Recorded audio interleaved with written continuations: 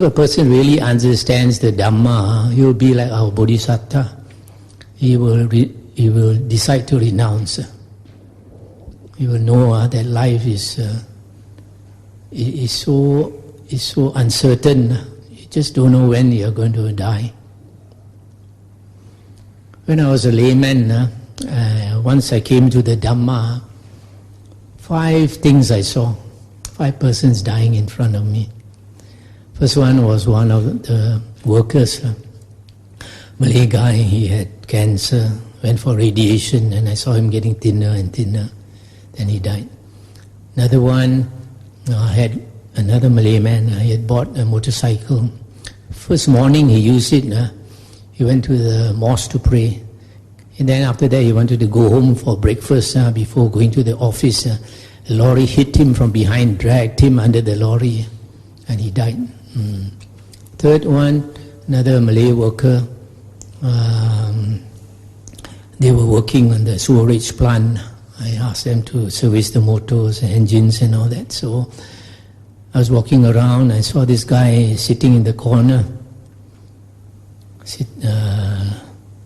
and looking unwell. So I didn't ask him, I didn't disturb him. 20 minutes later, I saw him still in that position.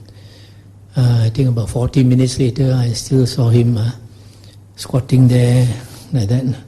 So I went to him and I saw he was having cold sweat, clutching his heart. I asked him, what's the matter? He said, sakit tuan, sakit. So I knew he had a heart attack. I asked him whether he can walk. He said, can. I said, go into the room and lie down. And I called, that was in the army camp. Then I called the doctor, the army doctor. He came maybe after 10 or 15 minutes, examined this guy and said he has a heart attack. Then said must call an ambulance. So he called the ambulance. Maybe took half an hour for the ambulance to arrive. And then the ambulance drove him 10 kilometers to Kuantan town. On the way he died. Then another time, that military installation where I was working, it was a brigade headquarters, a recce unit there with all the tanks, and the Air Force there, also 3 units in one camp. It was a very big camp. So I asked the men to change the bulbs on the runway. So they were changing the bulbs on the runway. It was both a military as well as a civilian runway. So I was walking up and down, seeing the men work. At that time, the planes, the Tebuan jets, they were training for a big day. So they came down at the VIP stand. They come down and then flip the wings at the VIP stand and go up vertically, one by one, like that. So suddenly one plane came down. When it flipped its wings, it was too low, hit the ground and somersaulted in flames. And we saw, I was shocked. This looks like a TV show. It doesn't look real. And then after that, the thing was burning. Later we heard that 2 pilots were inside. When it somersaulted, one was beheaded. The other one burned to death. So when you look at the site now, you feel very difficult. You want to go and help, but it can explode anytime. You cannot go and help. So that was the 4th. The 5th was one day I was coming back from Kuantan to Nikaya quarters for engineers meeting. Along the way, the Maran Road, winding. I was trying to overtake a lorry, a long lorry. Could not overtake. I kept trying to overtake, and the road was winding. Suddenly I saw a motorcyclist come from the opposite direction. And then it turned the corner. There was a rock a big stone in the middle of the road. He hit the stone, fell directly in front of the lorry. The lorry knocked him. And I stopped the car, ran towards him to see whether I could help. When I saw him, the concussion was so great, the helmet fell off. The top of his skull opened up like a tin can. I could see the white brain. And the white brain turned red. The blood started to flow out. He was twitching like a dying rat. So 5 sights made me see how insecure life is. Buddha saw 4 sides, I have to see 5 before I renounce.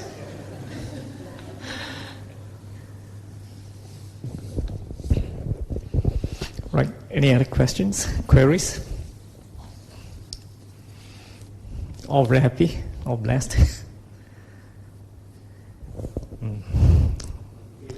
Yeah, okay, there's one question there. Yeah, sorry.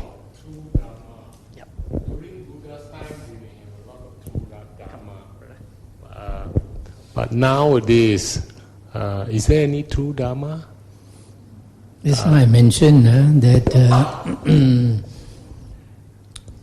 we have enough evidence to say that the only Dhamma that existed during Emperor Asoka's time, which was about 250 years after the Buddha's passing away, was the 5 Nikayas. And then the Buddha mentioned that his true Dhamma will last 500 years. So the Emperor Asoka's time is within the 500 years, so we know that it's the true Dhamma. So now, does it mean that, the 5 Nikayas is a true Dhamma, but there will be a lot of interpretation, isn't it? Or, different Bhante or different people will interpret differently. So no, the problem is a lot of monks, they don't really study the 5 Nikaya. If you ask them, it's just like a lot of lay people, you ask them whether they have listened to this, such and such a sutta, and they think, maybe I have. It seems like I have listened before, but I really cannot recall. So a lot of monks also like that. They don't really make enough effort. But during the Buddha's time was different. Why? There were no books. So if they are interested, if they are really Buddhists, they have to memorize sutta by sutta. So if you memorize, it will stick in your mind. For us, go in one ear, go out the other ear. So what is the advice for? Keep listening to the... Keep listening and keep reading the sutta, but as a layman, sometimes... now if you look, I think just now I brought a couple of these JOC micro SD card players. You can get this, it's very convenient. If you buy one of these, you get a free micro SD card, and then even with the list, with the track numbers, then you can select the Nikaya you want. You can get it for cost price, 27. Thank you. Thank you, Bhante. Thank you, Bhante. It's very convenient because you go gardening, you can bring it with you. You go to kitchen, you can bring it with you. In your car, you can bring it. And it's much louder than the smartphone. Okay.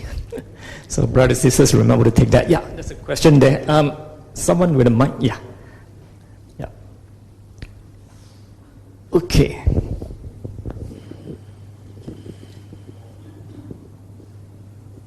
Bhante, I'd like to ask this question. You mentioned that you saw the 5 sides and you renounced. The Buddha saw 4 sides and renounced. Does it mean that a householder will never be enlightened? Thank you.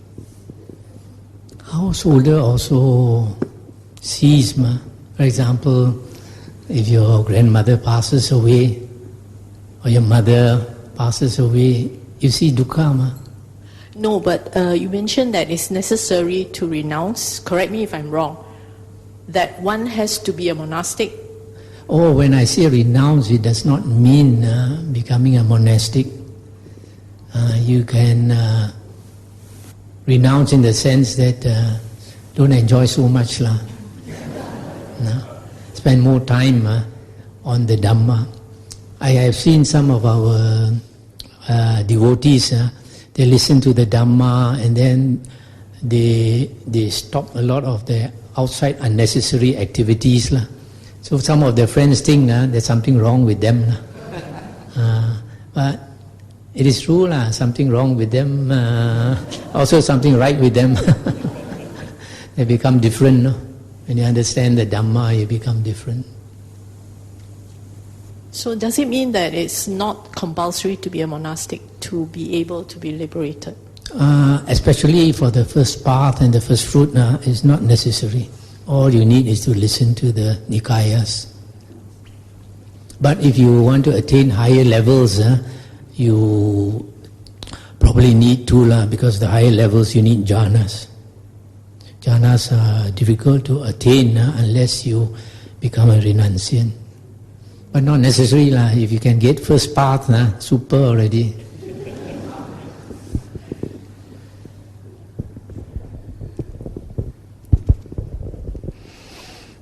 Okay. Is there one last question? Oh, sure. Sorry, Bhante.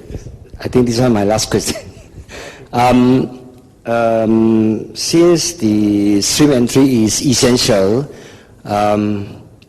so-called pre and pro. So after stream entry, is there so-called sensation, feeling, or emotion of the stream entry? No. The Buddha said, progress in the spiritual path is a gradual process. The Buddha gave the simile, if you walk into the sea, it doesn't suddenly deepen one. You keep going, you progress very slowly. So there is one sutta that says that basically when you become an arahant, then you know for sure. But when you attain the various levels, it is not so obvious. Just now I forgot to mention a very important point when I talk about the stock formula for stream entry. It is stated there, then he saw the Dhamma, fathomed the Dhamma, understood the Dhamma. You see here, he saw the Dhamma. Even the Arahant, the Musila, when he was asked, he said, I know, I see. So he knows and he sees the Dhamma. Nowadays, people say he sees Nibbana.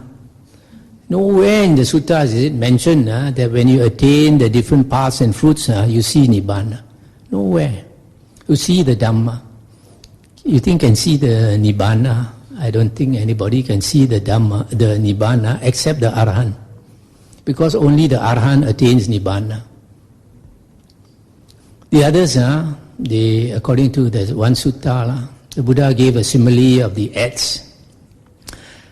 Nowadays, I don't know, when I was young, when you plane the wood, you hold two hands and you plane.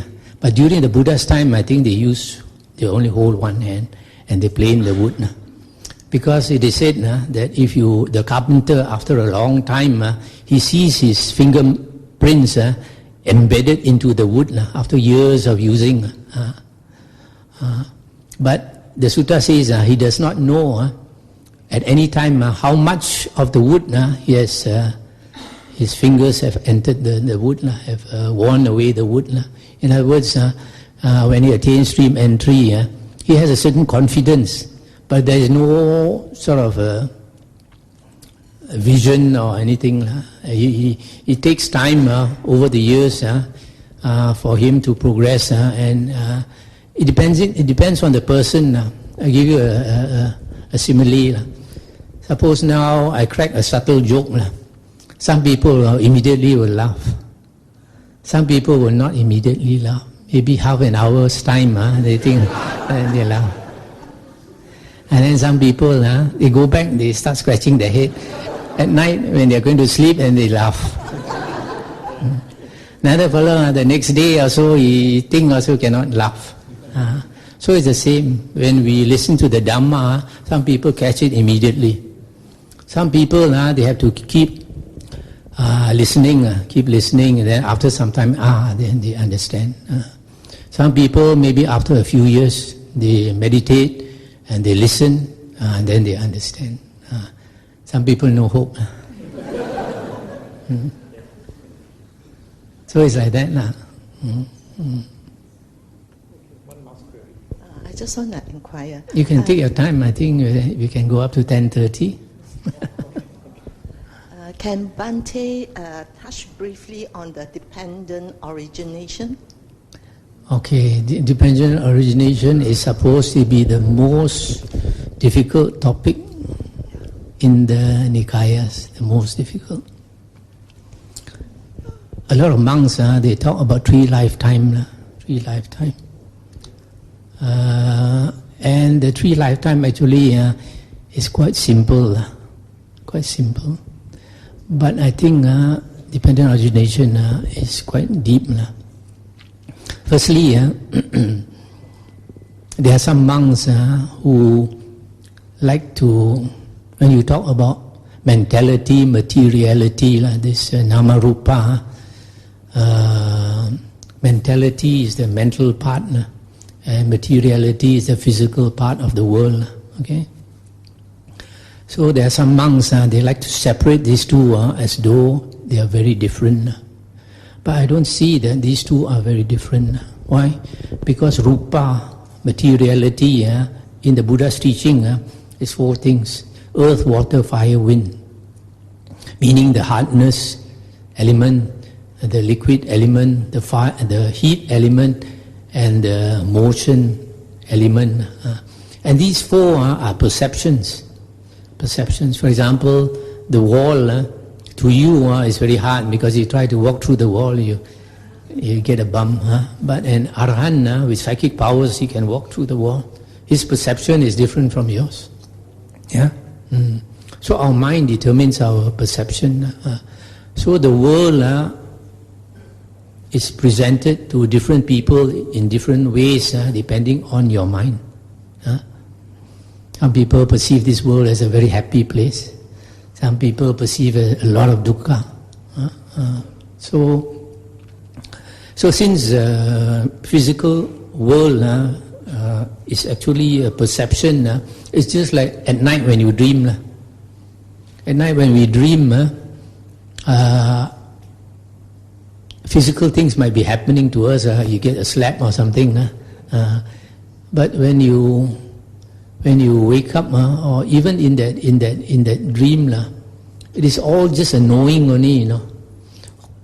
All is just consciousness knowing only. Whether it's physical or it's mental, all is just consciousness knowing only. You agree or not? So, to me, the working of dependent origination is all on the mental level. So, for example, birth, there are some monks, they insist that birth is a physical thing. Yeah? It's true, birth is physical. But our perception of birth is mental. Yes or not? Now, right now, I ask you, tell me about your birth. You don't even remember your birth, yeah? But you're sure you've been born, isn't it? So, birth to us is just a concept, just a concept only. So aging when it comes to suffering, the aging itself doesn't give us pain. The pain is the mental pain. When you see your white hair, and you see your wrinkles, it's a mental pain.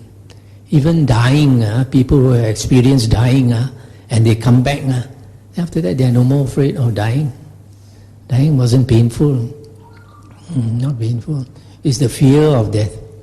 And the doctor tells you that you have 6 months more to live, you don't wait until 6 months to suffer, Immediately you suffer. Yes or not? So all is on the mental level. So, to me, dependent origination starts with consciousness. Because in the Buddha's teachings, consciousness arises and passes away. It arises and passes away. When it passes away, it's another consciousness that arises again, Another consciousness. So, a lot of people think that our consciousness is continuous. It only stops at death. And then you have birth linking consciousness and the consciousness starts again. That's what a lot of people think. But it's no. Every moment our consciousness arises and passes away. When our consciousness stops, what happens? You are dead. So we live and we die. We live and we die.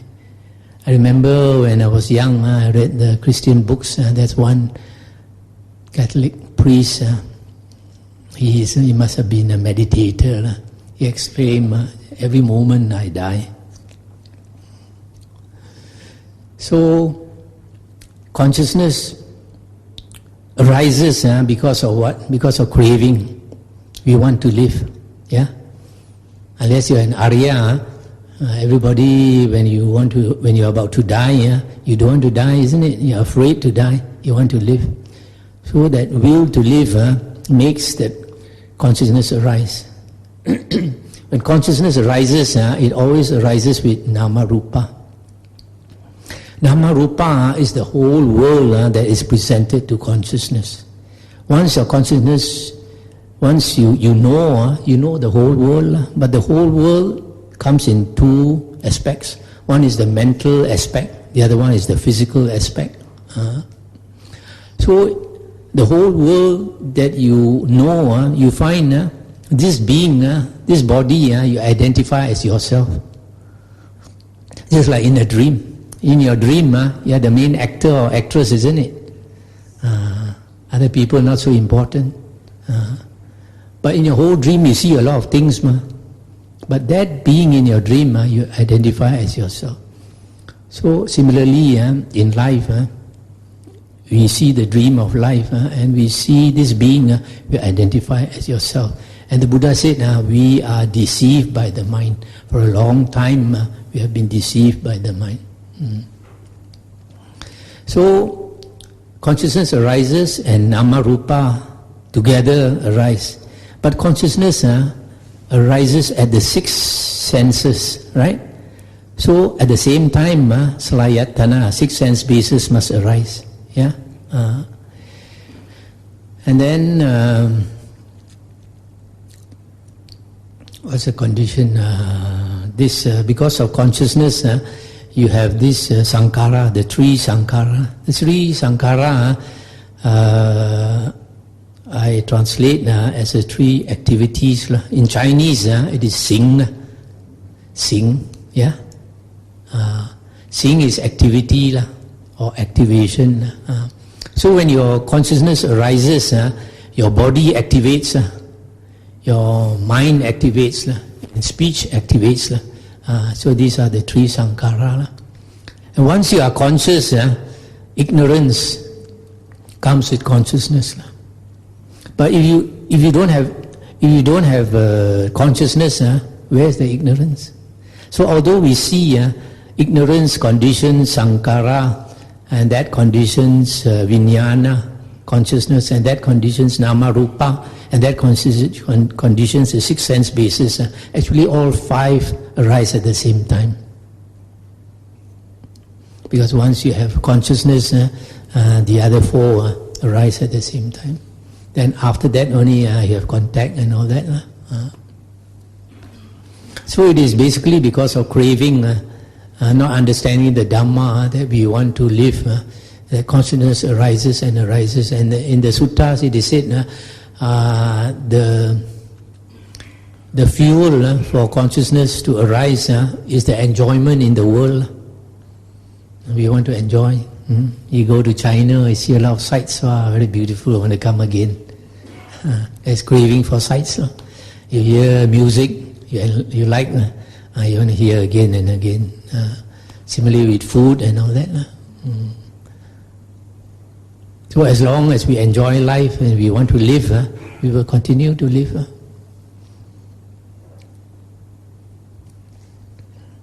So when we understand the Dhamma, we start to let go. And when we lessen our craving for the world, the consciousness slowly will not be so active.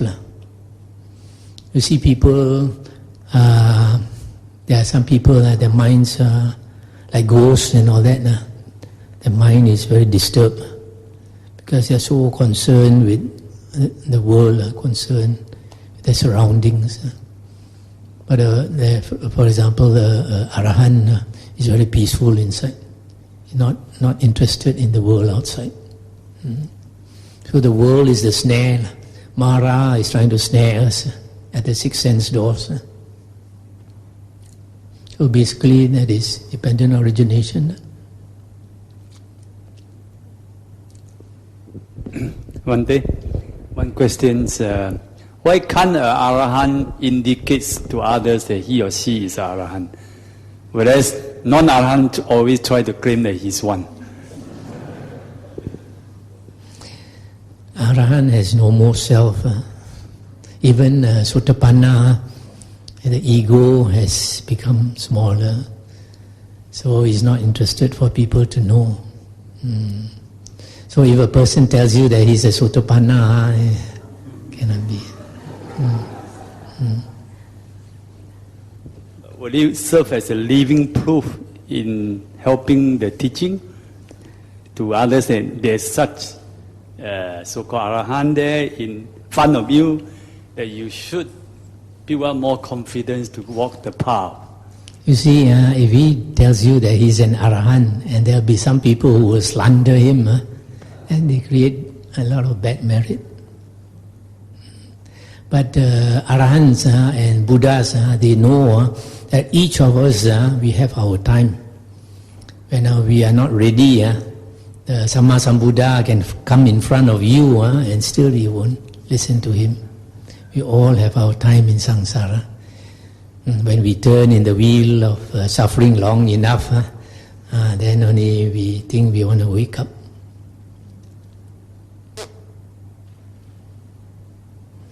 Like today I am a monk. It's not the conditions in this life that made me a monk or him. It's the past, many lifetimes. Sometimes we know from our dreams. Dreams tell us a little bit about our past, that we understand why today we become a monk. So you see, 99.99% of Buddhas are Pacheka Buddhas. They can teach, but they don't want to teach. Don't think Pacheka Buddhas cannot teach, They have walked the path, how can they not be familiar with the path to teach you? Our Buddha, Gautama, wanted to be a Pacheka Buddha because it's very difficult quite a hassle to try to convert people. So he wanted to be a Pacheka Buddha, but this Brahma, who was a monk in the previous life, pleaded with him. And then he decided it's true. There are some people that our brother Chiam, we will want to listen. And then he came to turn the wheel.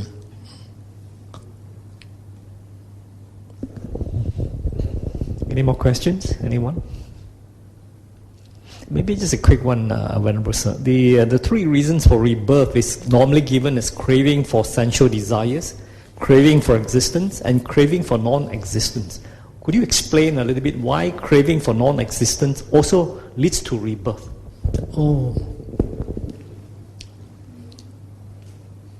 These three cravings are used to explain suffering. The cause of suffering is these three things. Now, craving for existence is basically craving to live, right? So this will automatically bring about rebirth.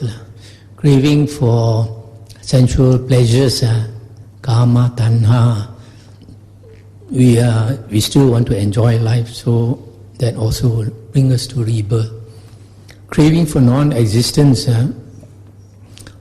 is not to want to live, okay? But this person is a person who is mainly the person who wants to commit suicide. So when a person wants to commit suicide, the mind is very troubled. So he cannot stand that suffering. He thinks he wants to die.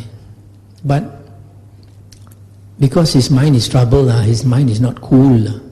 If your mind is not cool, you cannot stop the round of rebirths. Nibbana is a state where you are cool. So, because I know of a certain person because of bad karma, he tried a few times to commit suicide. He was not successful. One day he jumped into a mining pond. Then when he was drinking, swallowing all that water, he panicked, got frightened and swam out of the water. So you see, you think you want to die, but when you're actually dying, you don't want to die. Many years ago, I saw in the newspaper one young man in Singapore, he jumped from a very tall flat. Halfway, he jumped, he shouted, I want to live. You see, suddenly you realize you don't want to die because of fear. So a lot of people in their stupidity, because of a muddled mind, they commit suicide. But actually, when they are about to die, then they regret. So these people, they go for rebirth again. But these are the minority. So the mainstream of people who go for rebirth is due to craving for existence and craving for sensual pleasures. So this one is a minority. Okay. Bhante, Sure. one more question. Maybe let our brother here first. Good evening, Bhante. This question actually I was put forward to by a friend of mine who is not a Buddhist, and he asked me this: how sure are you that your books, the Nikayas that you say are the true books? Because you say that it was passed down orally, it wasn't written. How sure are you that there will be there is no loss in translation and things like that? So if you could just clarify this and put my mind to ease, thank you.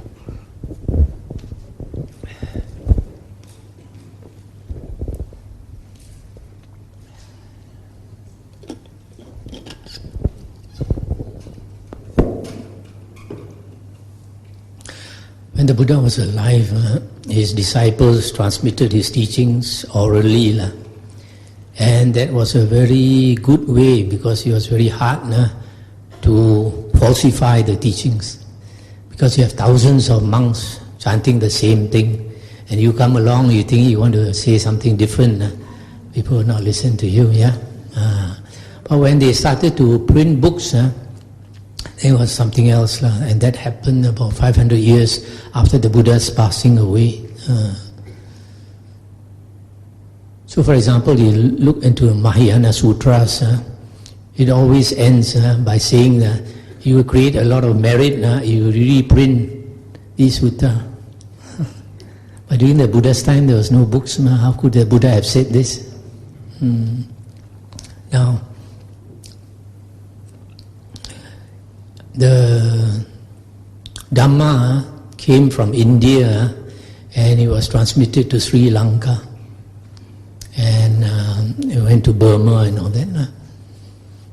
In Sri Lanka, over the years, when Mahayana ideas started, Deviant teaching started, this Sri Lanka, there were two sects. One was following the original suttas. Another one was inclining more towards Mahayana. They mixed Theravada with Mahayana. And the king at that time, he sided with this second sect. So the monks of the first sect, they were alarmed. They were alarmed that our Theravada true teachings would disappear. So they started to put it down in writing. These were very dedicated monks. So they started to write down the teachings, the original teachings of the Buddha. So scholars like this, Professor Akira Hirakawa, the professor in Tokyo University, he is of the opinion that the most pure Dhamma is our Pali Suttas that have been transmitted over the ages. So, for example, just now I mentioned the Asoka pillars. Now they dig up the Asoka pillars, and we know that the 5 Nikayas existed during Asoka's time. So the people who, like Emperor Asoka, who carved out the words of the Buddha, they, of course, they make sure these are the original teachings as far as they are concerned. And there were monks who took a lot of trouble to preserve these teachings. So it's the same with the Bible. How do you know the Bible now is the correct Bible? Now they have found the what? Gnostic Bible. Very different from the present Bible. All right, I think we'll wrap up with one question from Brother Chiam. Yeah. I think it's also linked somehow to that, even if it's correct, the interpretation may be different or the translation may be different by different people. So then which is to follow? Okay. For example, Sotapanna and Sakadagamin, quite often translated as wise attention. How wise is wise in that manner of a translation? Okay, we find that firstly the Pali text itself of the suttas, there is no argument that it is authentic. As far as the translation, the first translation into English was done by the Pali Text Society. Of the 5 Nikayas, I think the last one they did a good job, the Anguttara Nikaya. But some of the earlier ones translated because it was the first time and by scholars who did not practice the Dhamma, so some of it was a bit out. Now we have translations by Venerable Bhikkhu Bodhi. You can say that the majority of the translation is quite accurate, but there are some some words which is a bit doubtful. And the reason is that sometimes he did not translate the word literally. He refers to commentaries, and based on commentary, he put the meaning according to the commentary, not according to the actual word itself. That's why sometimes when I read the suttas, I find certain words a bit doubtful, certain translations. Then I look up the Pali dictionary is there. So when we look up, we find that word has a few meanings to that word. So we choose the one that we think is more suited. For example, in dependent origination, he tends to say that consciousness descends into the womb. But the word descends is avakanti in Pali. And avakanti has 2 meanings. One is descent, the other one is manifest or manifestation. So when consciousness arises, it manifests the world. Because it's not always consciousness descends into the womb. Because dependent origination, the 12 links, is applicable to all beings. So as far as the devas are concerned, there is no descent into the womb. So certain words we have to check the Pali and decide for yourself. For example, sati and satipatthana. These 2 words, if you look at the translations appear to indicate these 2 are basically the same. But you look in the usage in the suttas, it is quite different. In the suttas, when you talk about sati, it talks about these 4 things, mindful of these 4 things. But when you talk about satipatthana, for example, practicing satipatthana in relation to the body, then, for example, in the Anapanasati Sutta, the Buddha says it is unremitting mindfulness. Unremitting mindfulness, never stop. And on one object, the breath, that is satipatthana. That's why I say satipatthana is probably intense state of sati, not ordinary sati, intense state. And it is used, I will mention this in the next week, and it is used to attain jhana. Nowadays people talk about practice of satipatthana and they say it's nothing to do with jhana. But in the Sutta side, that's everything to do with jhana. So it is true lah, some of the translations are a bit out lah, and most of it is okay lah. Okay, with that last question and with your blessing, Venerable Sir, we shall conclude this evening's very inspiring and very interesting Dhamma discussion. Brothers and sisters in the Dhamma, let us show our gratitude to Venerable Dhammavuddho for these Dhamma teachings by saying sadhu 3 times together. Sadhu, sadhu, sadhu. And now, brothers and sisters in the Dhamma, please pay respect to Venerable Dhammavuddho Mahathera and Venerable Tavaro by bowing 3 times together, following the ring of the bell.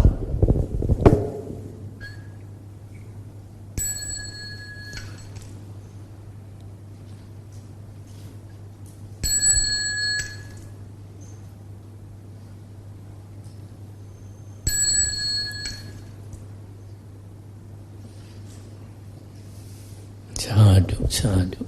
Yeah. Namo tassa bhagavato arahato samma sambuddhassa.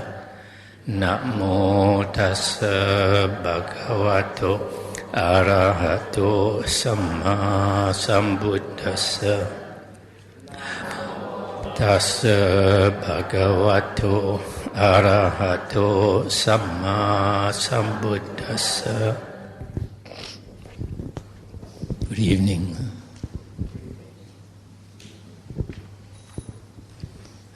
Tonight we continue the part 2 of the talk, Sutta Guide to Paths and Fruits. Last Saturday we heard that to attain the first path and the first fruit, we have to practice the 4 Sotapatti Yangani, the 4 factors for stream winning. And that was first one, association with true men, those who know the true Dhamma and practice the true Dhamma, Sappurisa, true men. Second condition is you have to listen to the true Dhamma, Sat Dhamma, and we said that it has been shown that the true Dhamma is the 5 Nikayas, the earliest source of the Buddha's discourses. The third factor is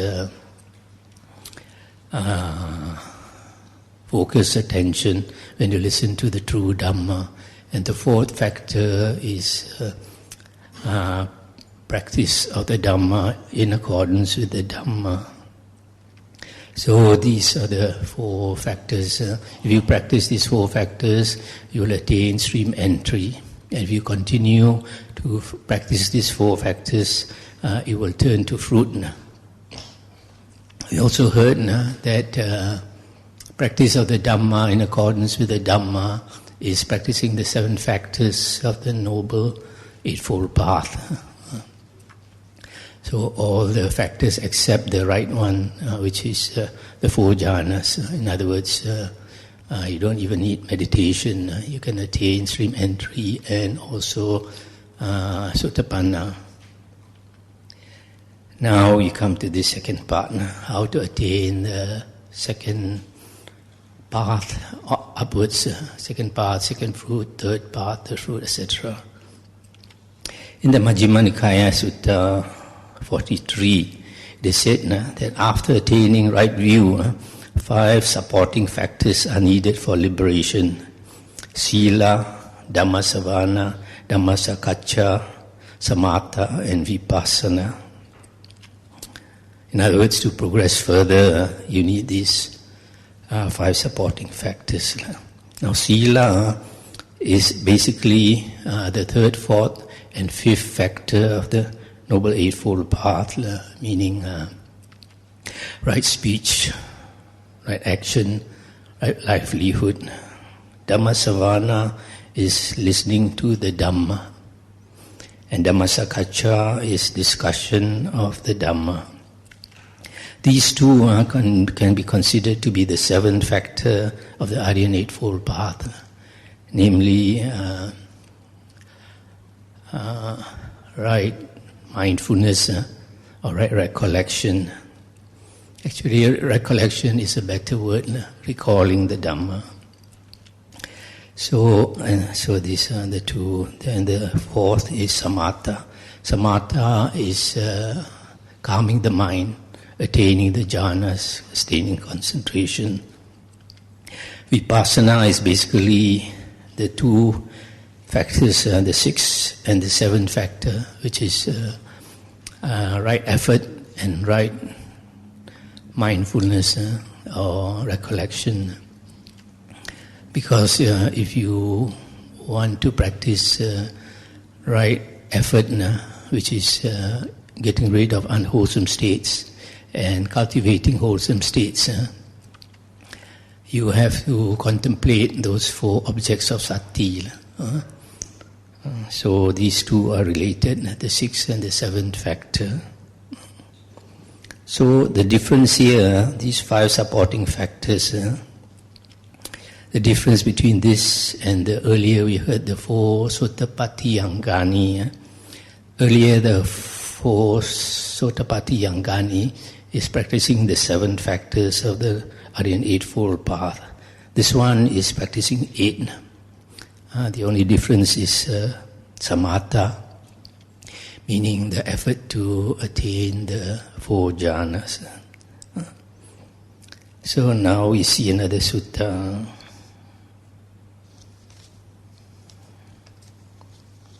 This is the Bojjhanga Samyutta,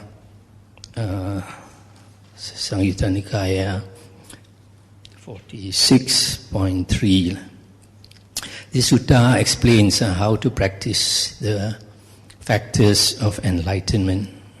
I mentioned the other day that factors of enlightenment, the 7 factors, are quite similar to the 8 factors of the Aryan Eightfold Path. So you practice these 7 factors, it's quite similar to practicing the 8 factors of the Aryan Eightfold Path, and it will lead you to enlightenment. In this sutta, the Buddha said, monks, those monks who are accomplished in virtue, that is moral conduct, concentration and wisdom, even the sight of those monks is helpful, I say. Even listening to them is helpful, I say. Even approaching them is helpful, I say. Even attending on them is helpful, I say. Even recollecting them, that means remembering them, is helpful, I say. Even going forth after them is helpful, I say. For what reason? Because when one has heard the Dhamma from such monks, one dwells withdrawn in body and withdrawn in mind. Dwelling thus withdrawn, one recollects that Dhamma and thinks it over.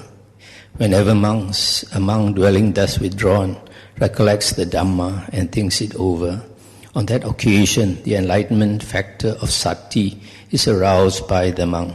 On that occasion, the monk develops the enlightenment factor of sati, recollection or mindfulness.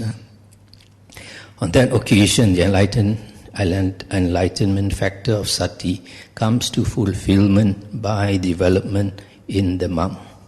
So here, this is the meaning of sati. He recollects that Dhamma and thinks it over. So sati is remembering, and here it is remembering the Dhamma and thinking it over. This word sati is often translated as mindfulness, but the problem is a lot of people think that it is general mindfulness. That is a great mistake, because when you're watching TV, you're also mindful, isn't it? And watching football, you're also mindful. So that is not the meaning of sati. Sati actually is remembering to put your attention on 4 objects. These are the 4 objects of mindfulness. So it is a specific mindfulness. It is not general mindfulness. So a lot of people confuse this. So they think in every day in your work, you are practicing mindfulness, correct? But that is general mindfulness. That is not the Buddha's mindfulness. Because in everyday life, we put our attention on things that does not bring us wisdom. You're watching TV, you're very mindful, isn't it? But that doesn't give you wisdom, isn't it? So you have to be very careful. Sati is remembering to put your mindfulness on only 4 objects which will bring you wisdom. So here Sati refers to remembering the Dhamma. So this person, he associates with the monks who are accomplished in virtue, concentration and wisdom, meaning Aryans. So when he associates with Aryans, he listens to the true Dhamma. And then after listening to the true Dhamma, this person must have attained stream entry, because as a result, he dwells withdrawn in body and withdrawn in mind. What does it mean? It means he withdraws from society. He's no more that person he used to be. No more chasing after worldly things. He's no more in the mainstream of society. You find the mainstream of society, people are chasing after worldly things. A lot of people are chasing after wealth. Some are chasing after fame. They want a name, they want a title. So most people are like that. But this person, after listening to the Dhamma and understanding, he withdraws from society. That is the mark of a person who has attained stream entry. He's no more like ordinary people. So that's why you find in the Gatikara Sutta, the Buddha mentioned in his previous life he met the Buddha Kassapa. After meeting the Buddha Kassapa, his good friend Gatikara persuaded the Buddha to teach some Dhamma to this our Bodhisattva, at that time the Brahmin Jyotipala. So the Buddha taught him just one discourse basically about the 4 Noble Truths. After listening to that discourse, he became a monk. That means he understood no point to chase after worldly things, because one day, very soon, you will have to leave everything and pass on. And the danger is that you will pass on to the 3 woeful realms of rebirth. And that is very painful, very fearful. So if you realize this, you don't want to go the ordinary way, because the ordinary way is the way round of rebirths, samsara, never-ending round of rebirths. And because it is never-ending, it will turn forever. And in that long space of time, you will fall into hell countless times. You'll become a ghost countless times. Become an animal countless times. That's how dangerous samsara is. So once a person really understands the Dhamma, he withdraws from society. So that's what he said here. To continue, dwelling thus mindfully, he considers thoroughly that Dhamma with wisdom, examines it, makes an investigation of it. Whenever a monk dwelling thus mindfully considers thoroughly that Dhamma with wisdom, examines it, makes an investigation of it, on that occasion the enlightenment factor of investigation of Dhamma is aroused by the monk. On that occasion, the monk develops the enlightenment factor of investigation of Dhamma. On that occasion, the enlightenment factor of investigation of Dhamma comes to fulfillment by development in the monk. So here the second factor of enlightenment is investigation of the Dhamma. In other words, you listen to the Dhamma again and again. One time is not enough. The Dhamma is not like a storybook. You read once, you don't want to read anymore. The Dhamma, we have to keep hearing the Dhamma or reading the Dhamma until we pass on. Because there's nothing more valuable than the Dhamma. So this person, he investigates that Dhamma thinks about the Dhamma and maybe discusses with learned friends or monks about the Dhamma so that he understands more. So from stream entry, if he starts to investigate the Dhamma more, it will turn to fruit, Sotapanna. Then the third factor, while he considers thoroughly that Dhamma with wisdom, examines it, makes an investigation of it, his energy is aroused without slackening. Whenever a monk's energy is aroused without slackening, as he investigates that Dhamma with wisdom, examines it, makes an investigation of it, on that occasion, the energy enlightenment factor is aroused by that monk. On that occasion, the monk develops the enlightenment factor of energy. On that occasion, the enlightenment factor of energy comes to fulfillment by development in the monk.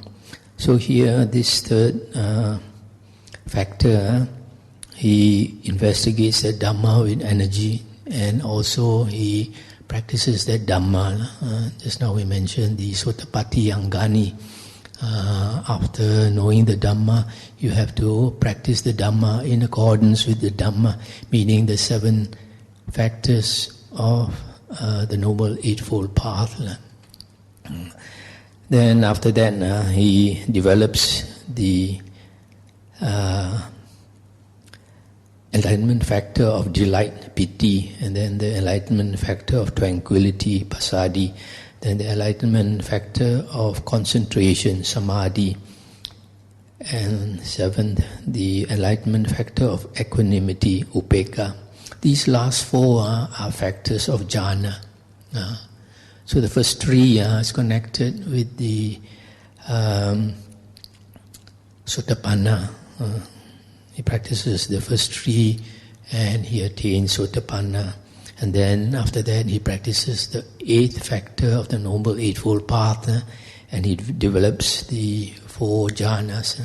So the first delight, piti, is associated with the first jhana. Tranquility, pasadi, is associated with the 2nd jhana. Concentration, samadhi, is associated with the 3rd jhana. Equanimity, upekkha, is associated with the 4th jhana. So these are the 7 factors of enlightenment. If you practice, it brings you to enlightenment. Okay, now, so you see here again, this person to practice the 7 factors of enlightenment, he has to associate with true men who are accomplished in virtue, concentration and wisdom. Then he learns the true Dhamma. Now we come to another sutta, Anguttara Nikaya 3.86. In the Pali Text Society it is 3.85. And also Anguttara Nikaya 9.12. In this sutta it is said that the Sotapanna and the Sakadagamin have perfect sila. The Anagamin has perfect sila and samadhi. The Arahant has perfect sila, samadhi and panya. We know the Noble Eightfold Path is divided into sila, samadhi and panya. So the Sotapanna and Sakadagamin, they only have perfect sila. Anagamin has perfect sila and perfect samadhi. Perfect samadhi refers to the 4 jhanas. The Arahant has perfect sila, samadhi and panya. So the Arahant has also the 4 jhanas. This contradicts the later books like the commentaries where they talk about the pure vipassana Arahant, the Arahant without any jhana. In fact, if we look into more suttas, we find that without any jhana you cannot attain any level higher than Sotapanna. So that's the danger of relying on later books. We find later also a lot of contradictions in this, between the suttas and later books. That's why I mentioned in the Digha Nikaya, Sutta 29, the Buddha said that his teachings are perfect and complete If you think you want to add to his words, you don't see his Dhamma, meaning you are not even a Sotapanna. So we should not rely on books which were written much later than the Buddha's time, because these people who write the books according to the Buddha, they don't see the Dhamma, they don't have the vision of the Dhamma, they are not Aryans. That's why they can say that you can have a pure vipassana arahant. It contradicts many places in the suttas. This is one of them. Now, what is the difference between the Sotapanna and Sakadagamin? The Sotapanna has destroyed 3 factors. The Sakadagamin has destroyed 3 factors and reduced greed, hatred and delusion. Now, to reduce greed, hatred and delusion, you need samadhi, concentration, because greed and hatred is part of the 5 hindrances. So, in my opinion, the Sakadagamin, the second fruit attainment Arya, he must have either the first, the second or the third jhana. When he has first, second or third jhana, this is not perfect samadhi. Perfect samadhi is 4 jhanas. So because he has 1 or 2 or 3 jhanas, he can reduce greed, hatred and delusion. Now we come to another sutta, Anguttara Nikaya 4.61. In this sutta it is said that one who is accomplished in wisdom, one with great wisdom, has eliminated the 5 hindrances.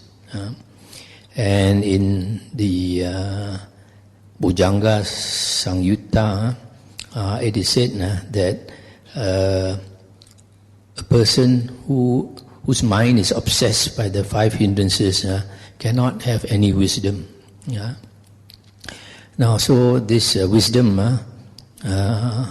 the less the 5 hindrances, the greater the wisdom. You eliminate the 5 hindrances, you have great wisdom. Now, how is this? The other day I mentioned that the hindrances are called hindrances if the sensual desire, ill will, sloth and torpor, restlessness and worry and doubt, these 5 things by themselves are not called the 5 hindrances.